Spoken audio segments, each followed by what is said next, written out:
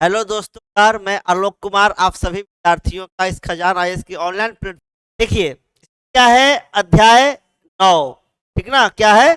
अब देखिए, शर्ट है, बाजार में एक कमीज। बाजार में क्या है? एक कमीज है। अब कमीज कैसा, जरा उसके बारे में देखते हैं। क्या है कमीज में खासियत, देखते हैं, चलिए। यह अध्याय हमें एक कमीज की कहानी बताता है। यह कहानी कपास के उत्पादन से प्रारंभ होती है और कमीज के बिकने पर खत्म हो जाती है ना? क्या होता है? बिकने पर खत्म हो जाता है। आइए हम देखें बाजारों की श्रृंखला कपास उगाने वाले को ऊपर बाजार में कमीज खरीदने वाले से कैसे जोड़ दे। इस श्रृंखला में हर कड़ी के साथ खरीदना और बेचना जुड़ा हुआ है। क्या इससे सबको बराबर लाभ होता है या कुछ को दूसरों की अपेक्षा अधिक लाभ होता है? हम यह पता लगाने का प्रयत्न करते हैं। देखते हैं क्या बेनिफिट, क्या कह रहा है। पर बाजार में हम देखें कि बाजारों की श्रृंखला कपास उगाने वालों को पर बाजार में कमीज खरीदने वाले से कैसे जोड़ दे। ठीक ना? अब एक प्रोडक्ट है, ये बन रहा है। ठीक, अब कैसे यह मार्केट में लेके जाता है और कैसे पब्लिक उसको परचेज करती है, उसके बारे में यह बता रहा है। देखते हैं, चलिए आइए।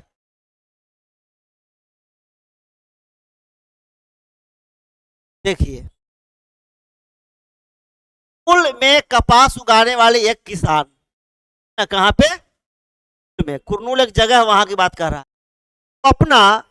तो कुरनूल आंध्र प्रदेश की एक छोटी किसान है, ऐसा समझिएगा बिल्कुल बारीक से। ठीक है ना? क्या कह रहा है, तो अपना नाम की एक लड़की है जो कहाँ की है? कुल की एक कौन सी है? एक छोटी किसान है, अपने छोटे से खेत में कपास उगाती है।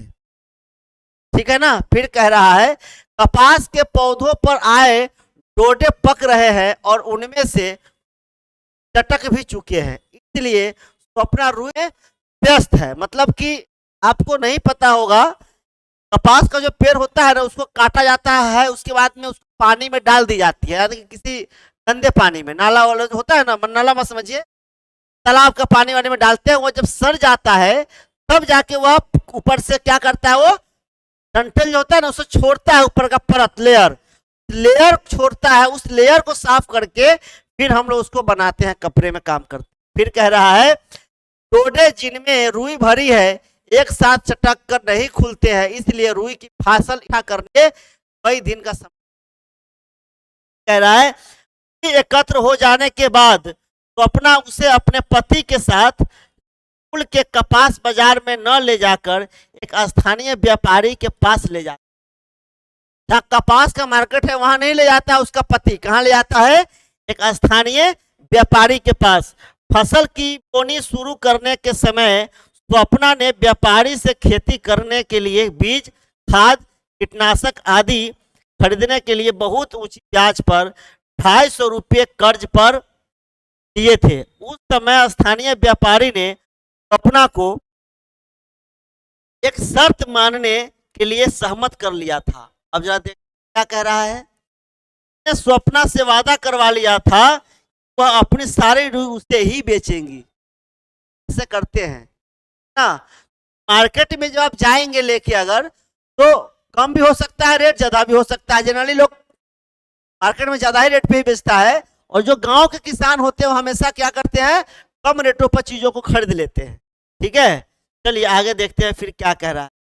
कपास की खेती में बहुत अधिक निवेश, कपास की खेती में बहुत अधिक निवेश करने की जरूरत नहीं पड़ती है, जैसे उर्वरक, कीटनाशक इत्यादि पर किसानों को काफी व्यय करना पड़ता है। प्रायः छोटे किसानों को इन खर्चों की पूर्ति करने के लिए पैसा उधार लेना पड़ता है। जो छोटे मोटे किसान है जिनके पास पैसा नहीं है, आज उनसे उधार तो लेगा ना। बात कह रहा है व्यापारी के परिसर में दो आदमी रोड़े तोल रहे थे। ठीक, चलिए 1500 रुपये प्रति क्विंटल के हिसाब से रुई 6000 रुपये की हुई। ठीक ना? कितना होगा? 1500 रुपये क्विंटल के हिसाब से अगर हुआ तो 4 क्विंटल हुआ तब कितना हो गया? 6000 रुपया।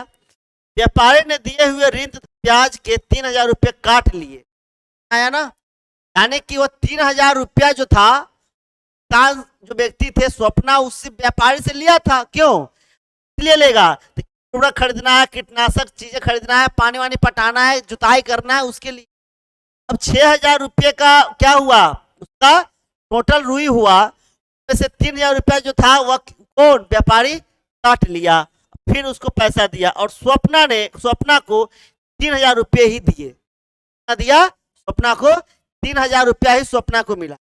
ठीक, अब देखिए क्या कह रहा है, स्वप्ना केवल 3,000 रुपये स्वप्ना ने पूछा, व्यापारी ने क्या बताया, सो देखिए क्या कह रहा है। व्यापारी, रुई बहुत सस्ती बिक रही है, बाजार में बहुत रुई आ गई है, तो मार्केट में आ जाता है ज्यादा वैल्यू क्या होती है, कम हो जाती है, बात है। स्वप्ना कह रही पाने में मैंने 4 महीने तक जोर मेहनत, आप देखिए इस बार रुई इतनी बढ़िया और साफ है, पर मुझे बेहतर कीमत आ रहा है ना, लेकिन बेहतर कीमत नहीं मिल पाया उम्मीद। अब कह रहा है आगे व्यापारी, अम्मा मैं आपको अच्छी कीमत दे रहा हूं, दूसरे व्यापारी इतनी भी नहीं देंगे ना। स्वप्ना को कह रहा है व्यापारी, अम्मा मैं आपको अच्छी कीमत दे रहा हूं, दूसरे व्यापारी इतनी भी नहीं देंगे, आपको मेरा विश्वास न हो तो बाजार में जाकर पता लगाओ। कोई भी कह देता है, नहीं कहता है, सामान बेचने आप जाओगे कहोगे भैया ये तो बहुत कम रेट लगा रहे हो, तो क्या कहेगा, मैं तो आपको इतना भी दे रहा हूं, मार्केट में रेट ही नहीं है, आप जाइए पता कर लीजिए किसी और जगह से, कोई और देता है तो बताइए मुझे, समझ रहे ना। ये सब हवा होता है, क्या होता है, हवा, हवा समझते हो ना, एक तरीके से, सब एक तरीके से ये कह सकते हैं कि झूठ बोलता है। आगे कह रहा है स्वप्ना नाराज ना हो, स्वप्ना कह रहा है व्यापारी से नाराज ना हो, मैं भला आप पर कैसे संदेह कर सकती हूँ, मैंने तो केवल उम्मीद कर रुई कितनी आमदनी आएगी। अब यद्यपि स्वप्ना जानती कि कपास कम से कम 1,800 रुपये प्रति क्विंटल में बिकेगी, है, लेकिन वह आगे बहस नहीं करती, व्यापारी गांव का साली आदमी है। अब लीजिए, और किसानों को कर्जे के लिए उस पर निर्भर रहना पड़ता है, न केवल खेती के लिए अन्य आवश्यकताओं के लिए भी, जैसे बीमारी, बच्चों की फीस इत्यादि। फिर वर्ष में ऐसा समय भी आता है जब किसानों को कोई काम नहीं मिलता है और उनकी कोई आय भी नहीं हुआ है, उस समय केवल ऋण लेकर ही जीवित रहा जा सकता है। मतलब ऐसे भी समय है, व्यापारी जो है शक्तिशाली क्यों है और मजबूरी में उसके पास क्यों बेचना पड़ रहा है, जब सीजन ऑफ रहता है, जब इनकम नहीं होती है, उस समय में यह व्यापारी क्या करता है, उसको कर्ज देता है, क्या देता है, कर्ज देता है, पैसा देता है, और उस पैसे से क्या होता है, वह व्यक्ति किसान अपने काम चलाते हैं, क्या करते हैं, काम चलाते हैं। इसीलिए मजबूरी है कि अपनी चीजों को हम उसी के पास बेचना पड़ेगा, नहीं तो पैसे नहीं देगा, है ना। इस तरीके की सिचुएशन हमारे यहाँ है, आती है। फिर देखिए क्या कह रहा है, कपास की पैदावार करके भी स्वप्ना की आय उस आय से बस थोड़ी ही ज्यादा है जो वह मजदूरी करके कमा लेती है। अब इरोड का कपड़ा बाजार, इरोड में देखते हैं क्या सिचुएशन। तमिलनाडु में सप्ताह में 2 बार लगने वाला इरोड का कपड़ा बाजार संसार के विशाल बाजारों में से एक है ना। इस बाजार में कई प्रकार का कपड़ा बेचा जाता है। आसपास के गांव में बुनकरों द्वारा बनाया गया कपड़ा भी बाजार में बिकने के लिए आता है। बाजार के पास कपड़ा व्यापारियों के कार्यालय है जो इस कपड़े को खरीदते हैं। दक्षिणी भारत के शहरों के अन्य व्यापारी भी बाजार में कपड़ा खरीदने आते हैं। अब समझ में आ रहा है ना, ठीक। अब से क्या कह रहा है, देखिए ये कह रहा है कि तमिलनाडु में सप्ताह में 2 बार लगने वाला एक इरोड जो है, इरोड क्या है, कपड़ा का बाजार है, ठीक है, जो संसार में विशाल बाजारों में से एक है, ऐसे समझिएगा। इस बाजार में कई प्रकार का कपड़ा बेचा जाता है, समझ आ रहा है ना, कई तरह तरह के कपड़ा है। आसपास के गांव में बुनकरों द्वारा बनाया गया कपड़ा भी इस बाजार में बिकने आते हैं। लोग नहीं हाथ से बना देते हैं कपड़ा, गांव गांव के लोग से महिलाएं बच्चे क्या हो सकता है कि जो लोग होते हैं कुछ हथकरघे टाइप के बनाते हैं, वो भी बेचने आता है। बाजार के पास कपड़ा व्यापारियों के कार्यालय है, एक यूनियन होता है। हर दुकान आप कहीं मार्केट में जाएंगे ना, तो वहां पे जो एक किस्म के जो व्यापारी होते हैं, जैसे ज्वेलरी की दुकान होगा उसका यूनियन होगा, कपड़े की दुकान वाले का यूनियन होगा, मेडिकल वाले का यूनियन होगा। तो इस टाइप का यूनियन है जो कपड़ों को खरीदते हैं। दक्षिणी भारत के शहरों के अन्य व्यापारी भी इस बाजार में कपड़ा खरीदने आते हैं, दक्षिण भारत वाले भी आज। ठीक है, चलिए अब देखते हैं क्या कह रहा है। अब कह रहा है कि बाजार के दिनों में आपको बुनकर भी मिलेंगे, तो व्यापारियों के ऑर्डर के अनुसार कपड़ा बनाकर यहाँ लाते हैं। मतलब जो वहाँ व्यापारी जो बेचने वाले हैं, वह गांव-गांव के लोग बना के लाते हैं, उस व्यापारियों को बेच देते हैं। ठीक, और वह व्यापारी जितना में खरीदता है उससे कुछ प्रॉफिट लेकर लोगों को बेच देता है। अब समझ में आ रहा है ना। ये व्यापारी देश व विदेश के वस्त्र निर्माताओं और निर्यात के ऑर्डर के अनुसार कपड़ा उपलब्ध कराते हैं। ये सूत खरीदते हैं और बुनकरों को निर्देश देते हैं कि किस प्रकार के कपड़ा तैयार किया जाना है। लिखित उदाहरण में हम देखेंगे कि यह कार्य कैसे। ठीक है, फिर देखते हैं आगे क्या होता है। देखिए ये सब कपड़ा बुनकरों का क्या है, बाजार है। देखिए यहाँ कैसे क्या हो रहा है। ठीक है, पहले इसको पढ़ते हैं फिर इसको पढ़ेंगे। देखिए क्या कह रहा है। बाजार में यह एक व्यापारी की दुकान है। कई सालों में इन व्यापारियों ने देश भर के वस्त्र निर्माताओं से स्थापित कर दिए हैं, तो उन्हें ऑर्डर मिलते रहते हैं, वे अन्य लोगों को खरीद कर ला। अब समझ में आ रहा है ना। यानी कि छोटे छोटे जो व्यापारी होते हैं उनसे क्या किया इन्होंने, टाई अप कर लिया और साथ व्यापार करना शुरू। कपड़ा बुनने वाले बुनकर आसपास के गांवों में रहते हैं। वे इन व्यापारियों से सूत ले आते हैं। बुनाई करने के करघे कर रखने के उन्होंने अपने घरों के पास ही व्यवस्था कर रखी, जहाँ पे वो रहते हैं वहीं व्यवस्था कर। तस्वीर में आप ऐसे एक घर में रखे हुए पावर लूम देख सकते हैं। बुनकर अपने परिवार के साथ इन करघों पर कई घंटों तक काम करते। बुनाई की अधिकतर ऐसी इकाइयों में 2 से लेकर 8 करघे तक होते हैं, जिन पर सूत से कपड़ा बुनकर तैयार किया जाता है।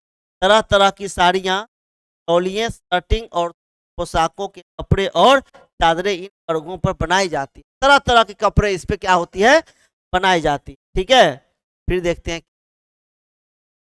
बुनकर तैयार किए हुए कपड़े को शहर में व्यापारी के पास ले आते हैं। ठीक, और इस से बुनकर शहर में व्यापारी के पास जाने की तैयारी में बैठे हैं।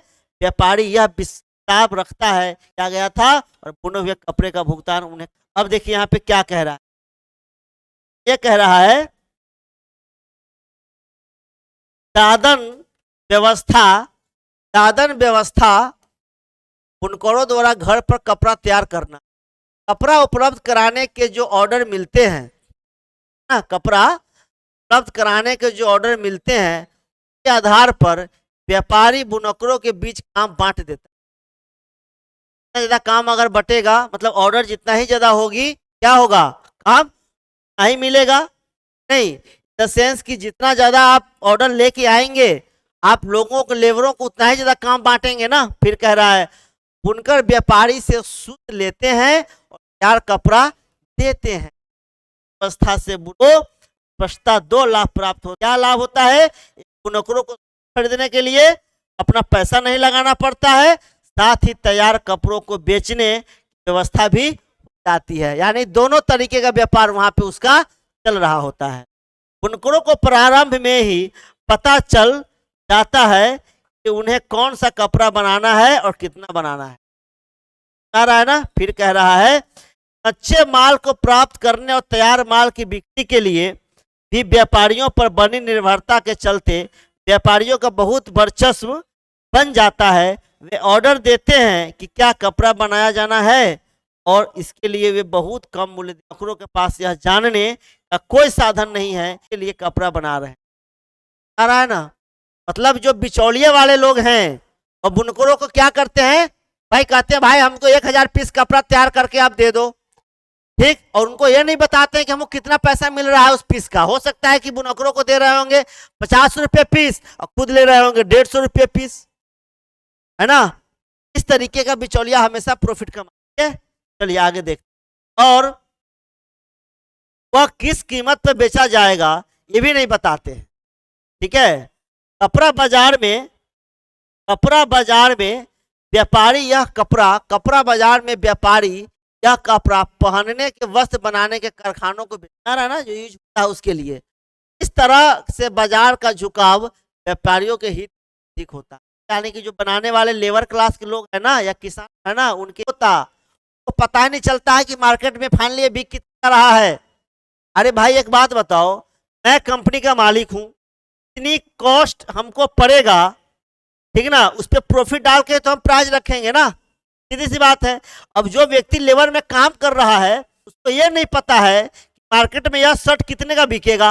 अब उसको जब यह नहीं पता होगा तो वो अपनी मजदूरी तो उसी लेवल पे ले रही होगी। तो ये पता हो तब ना कि हमने जो काम करके दिया है उसकी वैल्यू ये है, तो इतना चाहिए, पता नहीं हो। ठीक, फिर कह रहा है अगर अपनी सारी जमा पूंजी लगाकर या ब्याज दर पर ऋण लेकर करघे खरीदते हैं, एक करघे का मूल्य 20,000 रुपये है, ये बुनकर वर्गों के 40,000 रुपये का निवेश करना पड़ता है। वर्गों पर अकेले काम नहीं किया जा सकता है। कपड़ा बनाने के लिए बुनकर और परिवार के दूसरे वयस्क तो दिन में 12 घंटे तक काम है। कार्य द्वारा वे लगभग 3500 रुपये ही कमा पाते।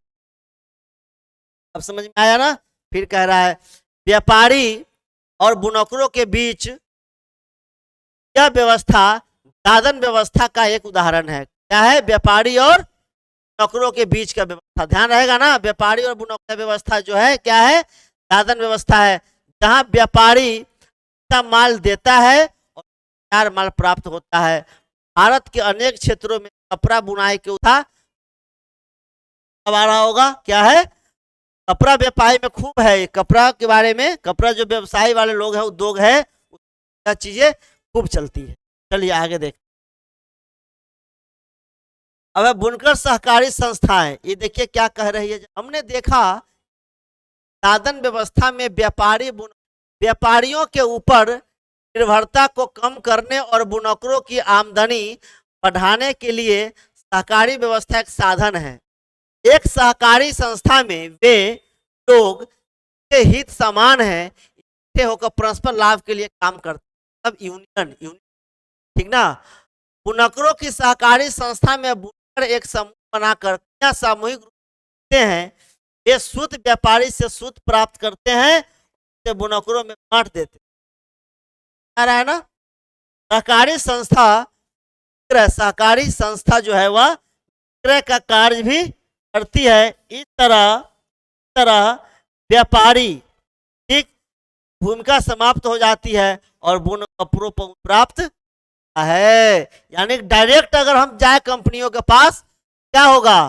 बिचौलिए का जो मामला हो जाता है, ठीक ना, वह क्या होगा? खत्म हो जाएगा, तो प्रॉफिट ज्यादा होने लगे। कह रहा है कभी कभी सरकार उचित मूल्य पर सहकारी संस्थाओं से कपड़ा खरीद कर मदद करती है, जैसा कि तमिलनाडु में सरकार अन्वेष योजना चलाती है। देख रहे हो ना, क्या है? निशन है, अन्वेष योजना किससे संबंधित है? ठीक है, तो स्कूल में बच्चों को कपड़े देने से है। इसके लिए पावरलूम बुनकरों सहकारी संस्था से कपड़ा लेती है। इस तरह सरकार हस्तकरघा बुनकर सहकारी समिति कपड़ा खरीद कर कोऑपरेटिव्स नामक दुकान रहा है।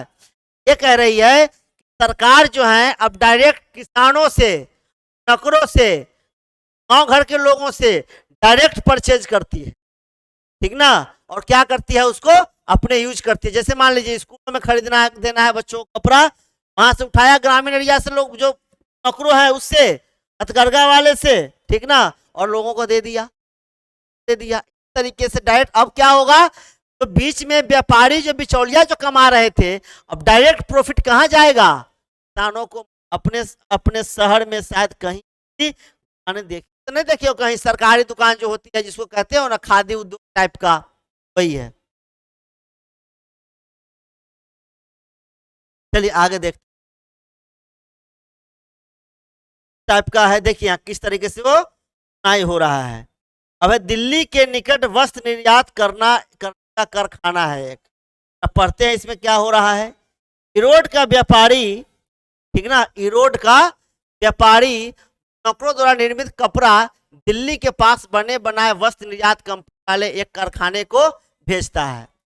वस्त्र निर्यात करने वाली फैक्ट्री इसका उपयोग कमीजें बनाने के लिए करती है। कमीजें विदेशी खरीदारों की जाती है।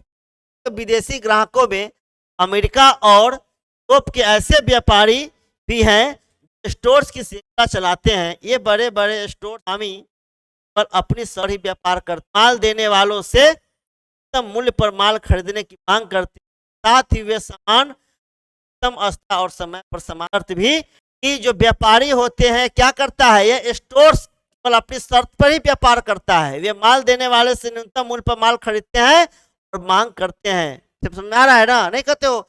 अरे जैसे कि एक मार्केट है, ठीक, पास स्टॉक है, अब स्टॉक बना के रखना है।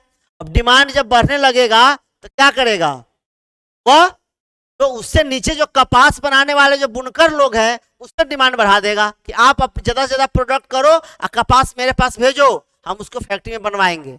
ठीक है, फिर कह रहा है सामान जरा सा भी पर या माल देने जरा भी विलंब होने पर बड़ी सख्ती से निपटा जाता है। अरे ना, ये जातक साली ग्राहकों द्वारा निश्चित शर्तों को भरसक पूरा, अब समझ में आ रहा है ना चीजें। चलिए आगे देखते। ग्राहकों की ओर से इस प्रकार इस प्रकार के बढ़ते दबावों के कारण वस्त्र निर्यात करने वाले कारखाने खर्चे में कट पड़े। वे काम करने वालों को जहां तक संभव हो सके न्यूनतम मजदूरी देकर अधिकतम काम करते हैं। इस तरह से वे अपना लाभ तो बढ़ाते ही हैं, विदेशी ग्राहकों को वस्त्र दे देते। आ रहा है ना, चलिए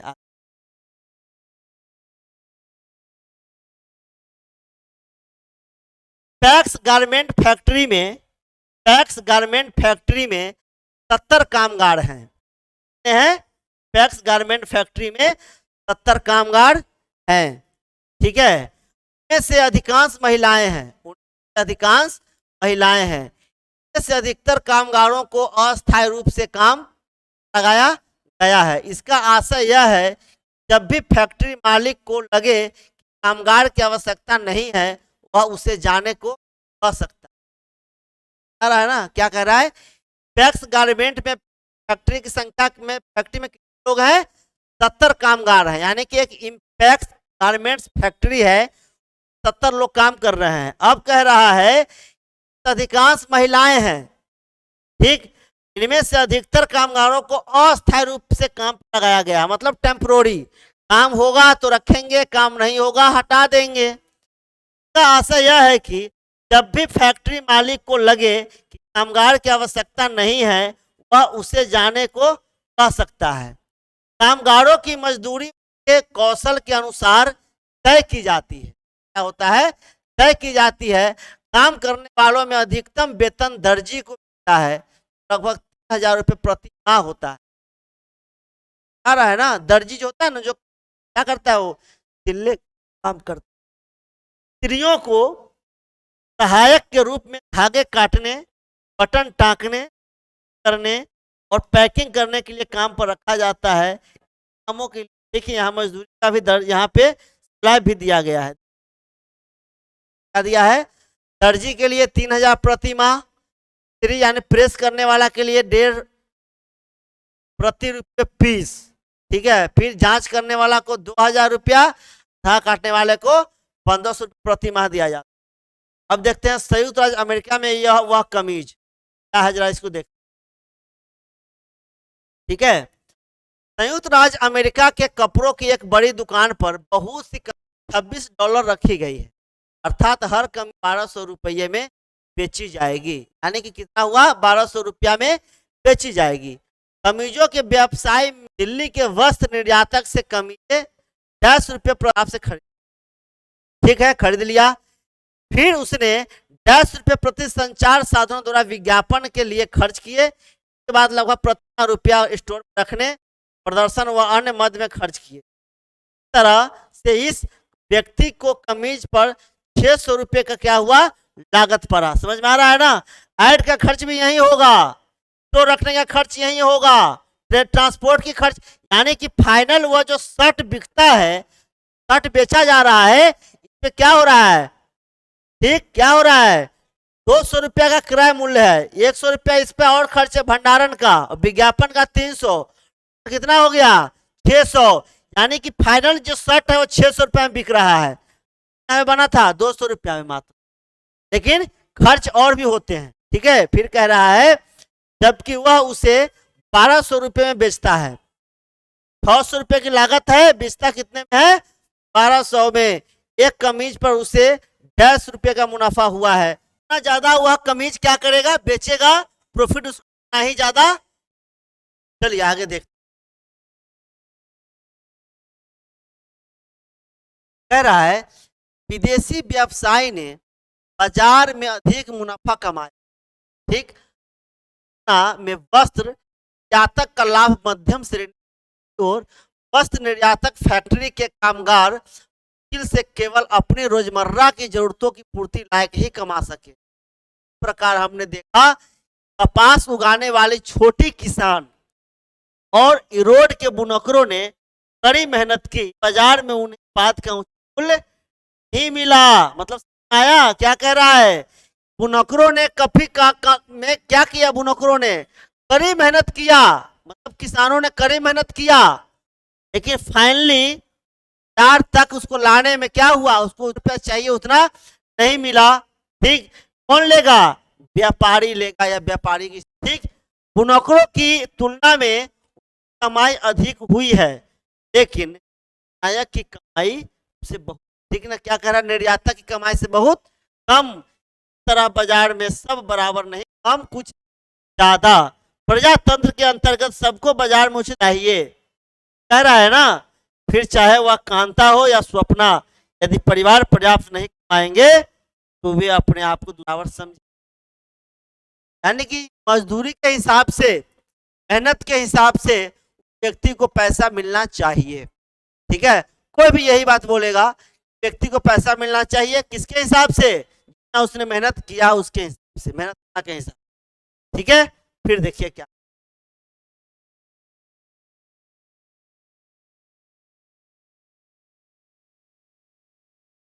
ठीक है दोस्तों। अब जो हमारा नेक्स्ट अध्याय है, अध्याय 10 को हम लोग करेंगे अगली क्लास। Thank you.